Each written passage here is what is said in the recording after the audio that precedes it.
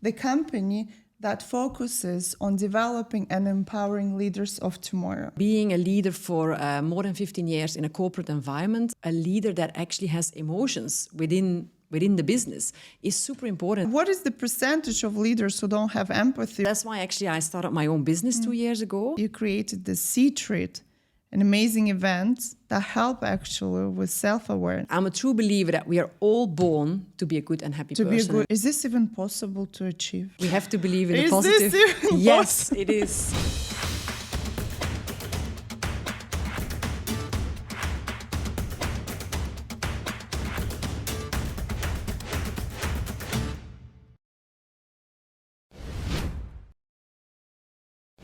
Hi guys, welcome to my new episode, Brands Through Stories, a podcast about stories of people behind impactful brands.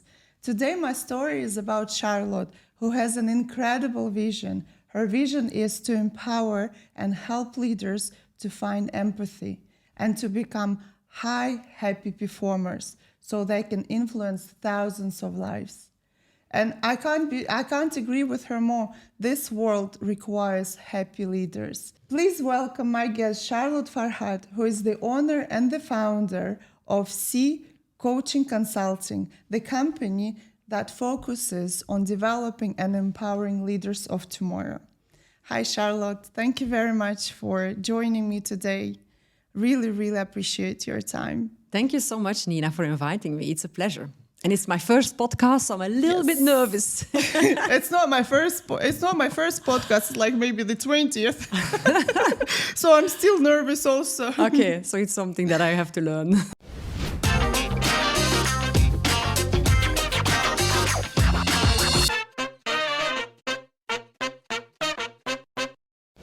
Charlotte, I think you have a very, very powerful vision. Very, very powerful, incredible vision. I think we need more visions like that in this world. Tell me, please, how did you find it? How did you get to this vision? Thank you for mentioning that. And it's not something that I really found or I had to work on to find my own purpose, my own vision. It's actually by being a leader for more than 15 years in a corporate environment, empathic leadership, a leader that actually has emotions within the business is super important and is super crucial.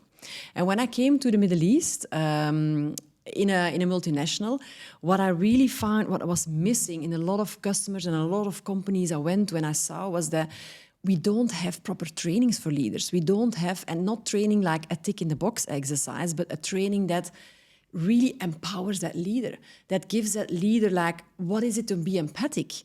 A long-term value out of a training or out of a coaching. So that's why actually I started my own business 2 years ago. And the purpose for me is to make sure that the leaders are empathic, that the leaders are happy, but that they also are high performing. And high performing is not only number driven. And if they are that, they will then bring that to the next generation. They will bring that to their team members. And if their team members feel empowered, feel inspired, they will bring that to the next level. So I feel that even if I help only a few high-level leaders, they bring it and they have that ripple effect to the next and the next. So that's why my mission is and my vision is to empower thousands. And do you know, I always believed that empathy is a normal human characteristic or human quality. And I think, a couple of months ago, I was listening to a podcast with a global leader who said there are 3 top environmental problems that we currently have. Is selfishness, greed, and apathy, which is the opposite of empathy. And I was quite surprised. Is this really true? What is the percentage of leaders who don't have empathy, or how is it possible that a human characteristic like that is missing today? It's very nice that you believe that a lot of people will be empathic, but unfortunately it is not. It's actually the opposite. Indeed, like the podcast, I'm love to listen to that podcast as well. I will talk to you after this one, because indeed selfishness and apathy is huge these days. And it's really like a poison in an organization. It makes the organization toxic. And people come to work, they come to do their 9-to-5 job, get the money home, and that's it. And they don't find passion in their job. They don't They don't have that like, oh, I'm empowered today. I learned something new. I want to come back. My manager inspires me. And that is empathy. Like if a manager can inspire you, they have empathy. But in a lot of big organizations and even in small organizations, that is really missing. And that's what I really love to have my own business now. I meet people like you. I meet empowered leaders. I meet businesswomen, businessmen that are really having a drive and going for it. But in a lot of cases, that's not happening. And what is defined an empathic leader? What does it mean to have a leader with empathy? Who is that leader? The first thing to look at is actually self-awareness. Self-awareness. If you are not self-aware, if it doesn't come from within you, right? How can you be empathic to others, right? How can you have a relationship with somebody else, with your team members, even at home? How can you be empathic at home if you're not self-aware? If you would ask in an audience, I was speaking last week for the Belgian Business Council, and we asked the audience, like, who thinks he was self-aware? 80% of the people will raise their hand. Yes, I'm self-aware. Yeah, I think I am. Yes, but then, like research has shown that worldwide, only 12 to 15% of leaders and of people, they are self-aware. So the gap between knowing that you're self-aware and the really self-awareness is huge. And that's where empathy also starts. Do you know, like, from inside of you, like, for instance, small test, like, an emotion that we have only lasts 6 seconds. How is it? Like 6 seconds only? I thought it's years. No. So yes, you can be years people angry. Years of angry and agony and everything that they go through. True, but that's a choice you make. So the first seconds, it's our emotion, right? It's our brain triggering that emotion. It's our body triggering that emotion, like, I'm angry. After the 6 seconds, you can decide, it's your own personal choice, to stay angry or to not or stay to angry. Calm down a little and to bit. calm down and be happy. Yeah. So if you know that, that's part of being self-aware. You know how to deal with your emotions at work. If you get frustrated because the project is not going well, why you not get in that state of, okay, it's my choice to stay angry or frustrated? No, be an empathic leader, take a step back. Why did it happen? Who was involved? Can we put different people on the project? Right. Is there something missing? And that's empathy, starting to listen and to communicate in a different way with your team members. Then you become that empathic leader. But there is a lot of aspects to be empathic. Yeah, I think also a lot of people, from my experience, I think they're worried to be empathic. It feels a bit of being kind, right? If something has to do, and I think some leaders are just being afraid to be. They're afraid to be kind. Absolutely, because they think then their authority is going to be taken away from them. Yes. And that is true. And that is really reality these days. Male, definitely with male leaders, and even with female, if they reach a certain level, they become the iron lady, right? Like empathy is no longer there. But the future is, we need sustainable leaders. And what are sustainable leaders? That are leaders that they are capable to drive the sustainability goals. So we have the 17 goals by 2030, but we are far off to reach these goals. Why are we far off? Because we don't have sustainable leaders. And to become a sustainable leader, like recently, they actually rolled out the inner development goals, which is a framework of 5 dimensions. And these dimensions have 23 skills that you should actually learn as a leader and grow in these ones. If you can have these 23 skills, you are that sustainable leader. And that's the leader of the future. And a big part of that sustainable leader is being empathic, being emotional intelligence. We have heard of this term already, right? You have the IQ and you have the EQ. You've mentioned now the idea of sustainability and being sustainable leader. So I work a lot with the businesses and I meet a lot of so-called, purpose-driven businesses. They call themselves, but in reality, the sustainability or their purpose just a tick box on their websites. Yes. Not all of them, but still, more than 50%, I think, businesses in terms of sustainability is a tick box, or it's a copy that they distribute in their brochures and so on. What is the reason, you think? Why we know it's important. We know there is no future without taking care of people and planet. Why we still do that as a marketing slogans. We need to create that awareness. What is sustainability? Because it's a far off their bed show, and there is no, well, they cannot feel the tangible financial impact. And if a leader doesn't feel the financial gains or benefits, then it's difficult for them to do something around it, right? It's just there and they follow it. But if they start realizing how much of benefits you can get out there, and sustainability is not only like, we think about garbage, we think about pollution, we think about waste. The plastic in the oceans. But you know how much waste there is on the work floor? Like if you can think about it, like yesterday, maybe you were on a work floor with a team. How much of waste in energy is there? How much of waste in fighting like the decisions, fighting the change instead of accepting the change? Waste in time. Waste in time. We waste on a daily basis huge amount of times. So time can be actually an attribute or a part of sustainability also? Yes. Wow. A sustainable leader is a leader that can manage their time, but that also understands why it is a waste. And other people's time, I guess, also. Yes. Yeah. And that comes into communication. How are they communicating?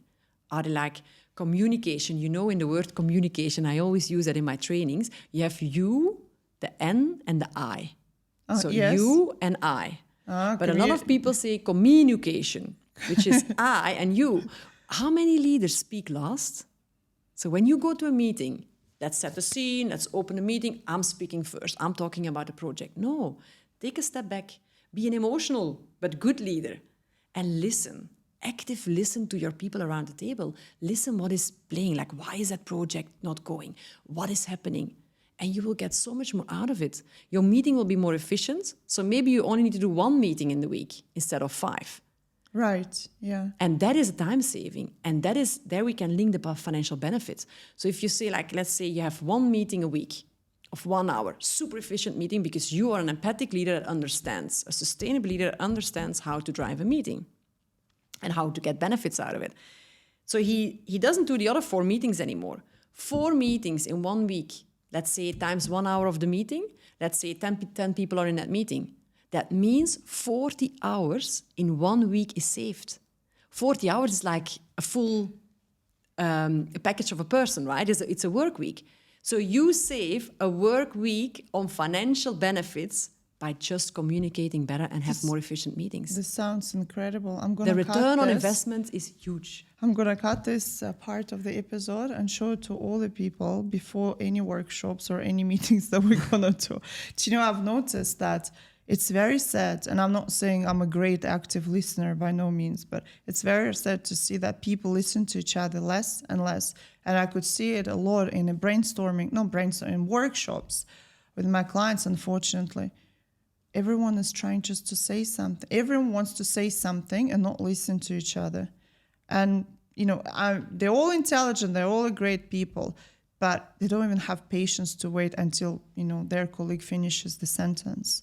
And it's or focus on what the other person is saying. And I could see the regression of communication, I think, with every year. It's more and more difficult. It's going down. I guess, I don't know what's really the influence of that. And that is actually part of the inner development goals. One of the pillars is collaborating. So how do you collaborate with your team members, with your peers, with your upwards managers? But within collaborating, you have communication. And everyone, like, I'm a great communicator. Yeah, I can speak. They listen to me when I'm speaking. I'm loud. I'm on the stage. Indeed. And that's not being a great communicator. Actually, being a great communicator is to be able to take that step back and listen and ask the right questions. And not like the yes and no questions, but what is happening? Who is there? Where do we go with this specific topic? And then you can answer the question. Or then you can come in with your information. But first, listening is super crucial. And I like it when you say that, indeed, people, they listen to questions, but they are already thinking about the answer. Yeah, that's all you think, So they don't listen really. They are thinking, like, how can I beat that person? Or how I can win? Louder. Which is a pity, right? Because then you are not observing. Then you are not in the moment. So then you're in your head. Yes. And something what I often also challenge some leaders on, being self-aware is part of that, right? if you look at your team members, and if you think about them today, do you know the color of their eyes? I don't even know the color of my eyes. I'm so not in my... Self-aware, Nina. Oh my God. The first thing I'll do, I'm going to check all my relatives' color of eyes, just in case if they, after this episode, they ask me. And because when you do that, you're observing and you're in the moment and you're not judging that person. You're looking to the eyes. So a good leader, an empathic leader, needs to know the colors of the eyes of their people, not because they need to know and remember it because they're intelligent. No, because they have observed that person. Is this really, is this even possible to achieve? We have to believe in the positive. Yes, it is. It is.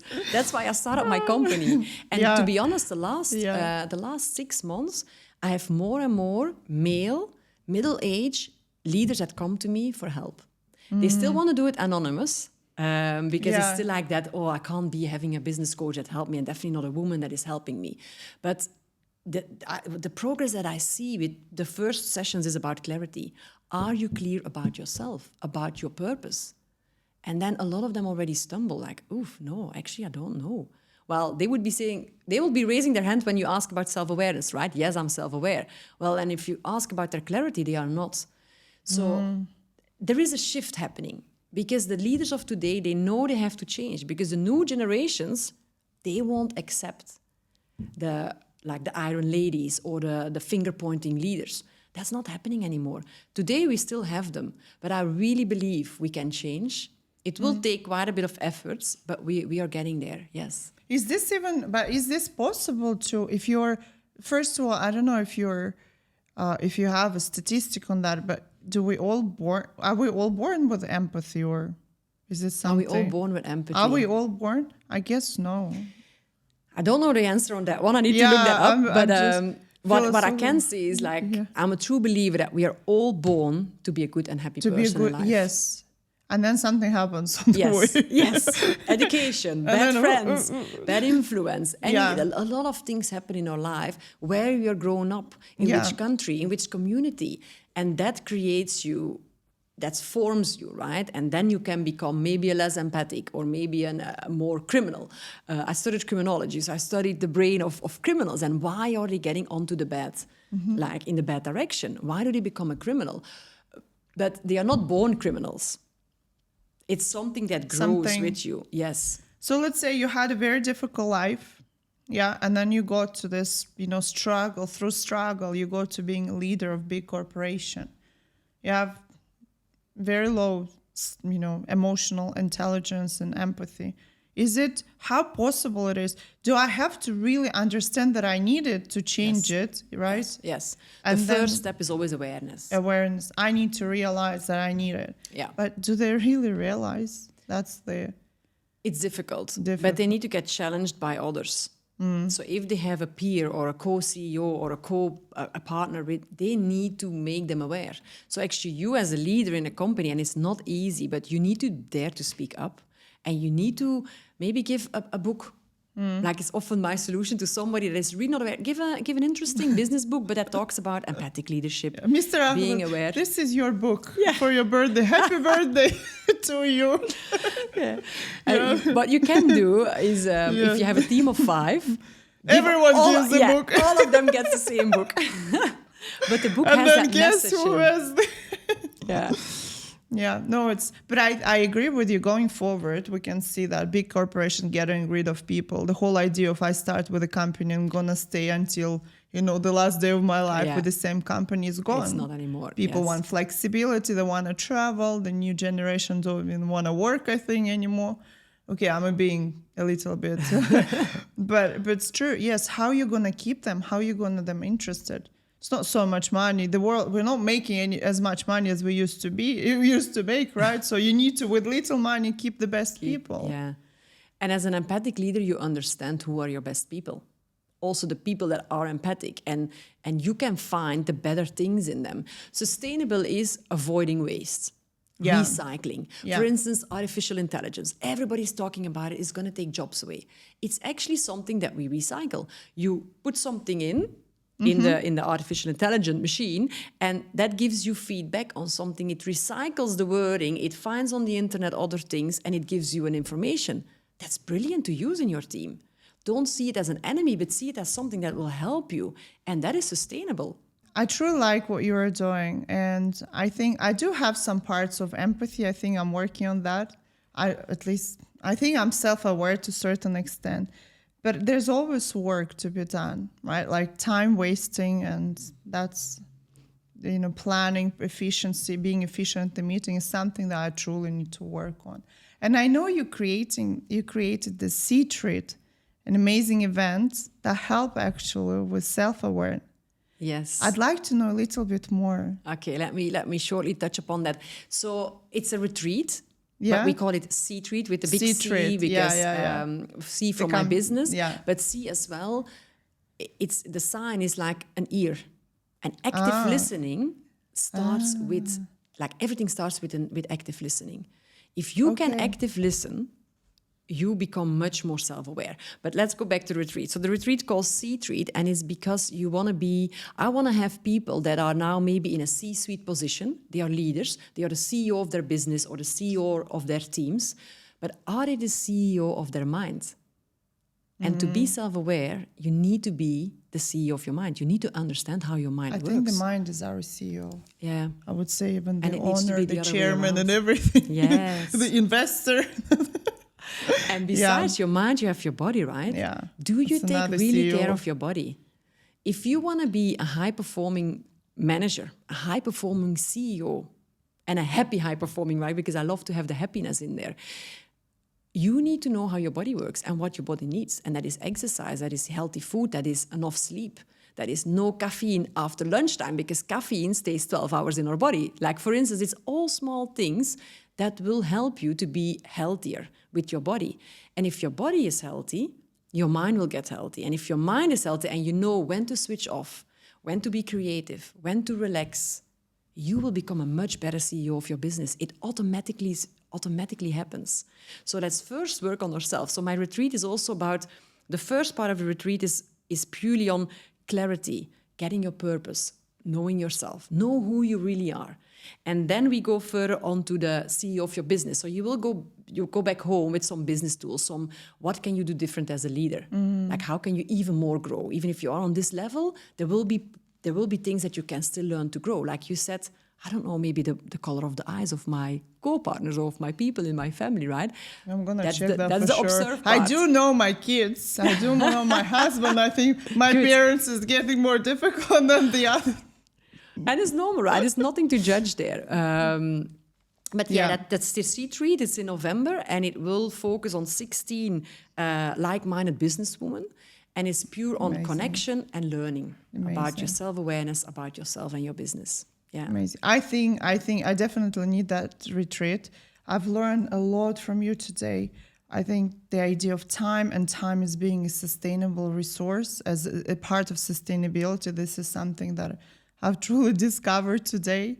I think the future is the leaders with empathy. Yes, and I think you've absolutely. proved it. And I'm going to use some of the phrases that you have to prove to the people that I work with about the culture and how important it is also a leader with empathy to create a good culture. And Thank you. I think it's full of insights, and definitely going to your retreat in November. Cool. I always ask 3 questions every guest. I slightly rephrase them, depends on the topic. Usually it's how to be a successful entrepreneur. In our case, it's not just entrepreneur, as a leader. So 3 things. What do you need to do regularly to be a very good leader? Good. A very good leader is like an entrepreneur should be a very good leader, right? Yes. And what you need to do regularly is check in with yourself. Where are you today? Who are you? Are you happy with yourself? Like, check in am I that empathic leader that I should be? Right? Do I do my exercises? And not because I have to do my exercise for the sake of it, but because I want to be the CEO of my body. I want to be the CEO of my mind. So check in with yourself very often. Now, what I shouldn't be afraid of? To speak up and to ask questions. to ask? I know when I was in the board of directors, it was very tough to speak up and to ask a question, because asking a question means, oh, that person doesn't know it. So you're afraid of asking questions, but being afraid means you are not in a healthy environment and you cannot be a very good leader. So ask your questions. That's really where you start growing, and that's really where you get to know more things. So even on senior leadership levels, ask questions. Brave at all the Yes, all the levels. yes. And the third one is what I should stay away from to be a successful leader. Toxic leaders. Other toxic leaders. Environments. Then I need to stay at home. No, because I told you we believe. I'm joking. We believe in creating much more happy and empathic leaders, But right? I'll stay at home for about 5 years when you have more. No, of course, I'm joking. No. Yeah, absolutely. Toxic people, toxic leaders. I had an experience like that. It's the worst thing probably that you could have in business. It brings you so much down, and it really eats on you, right, as a person, and stay away from that. Yeah, that's not sustainable. Yeah. Thank you so much, Charlotte. You're more than welcome. I loved it. I've learned so much. Thank you. Thank you, Nina. Was good? Yes. You're so good. You should have your own podcast. Oh my God.